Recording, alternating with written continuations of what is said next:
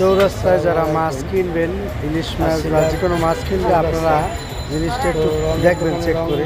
কারণ ওরা কী মেডিসিন ব্যবহার করে, মনে হয় যে নদী থেকে ধরে নিয়েছে। বাড়িতে নেওয়ার পরে দেখা যায় পুরো মাছ পচা। আমি আজকে মাছ কিনছি, পুরা ইলিশ মাছ সব পুরা পচা, পুরা আমাকে কীভাবে ঠকাবে। রোজার মাসে তাদের কোনো ইমান আমার বলতে কিছু নাই। সেটাও জানে। ইলিশ মাছ মনে হয় যে এখন নদীর থেকে উড়াই নিয়ে আসছে, কিন্তু ইলিশ মাছের ভিতরে যে তারা কি ব্যবহার করে সেইটা আমার জানা নাই।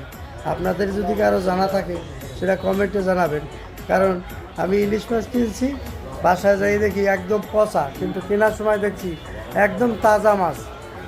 তাই ভাইয়েরা বোনেরা, যারা আপনারা এই ধরনের মাছ চৌরাস্তা কিনবেন, চৌরাস্তা এলাকা বাটপাড়ের জায়গা, যারা বাটপাড়ি করে মাছওয়ালারা, তো ভাইয়েরা বোনেরা আপনারা মাছটা কিনলে আপনারা ভালোভাবে যাচাই বাছাই করে তারপরে কিনবেন। আমার মতন আপনারা প্রতারিত হবেন না। কারণ রোজার দিন মানুষের ভিতরে ইমান বলতে কিছুই নেই। ইমান যে কী জিনিস, সেই জিনিসটা তাদের ভিতরে নাই। কারে কিভাবে ঠকাইয়া টাকা নিবে এটা তারা ছাড়া আর কেউই জানে না, আল্লাহ পাক ছাড়া আর কেউই জানে না। তাই ভাইয়েরা বোনেরা, আপনারা এই জিনিসটা ফলো করবেন, শেয়ার করবেন সবার দ্বারে, যেন এই জিনিসটা মানুষ না ঠকে। আসসালামু আলাইকুম।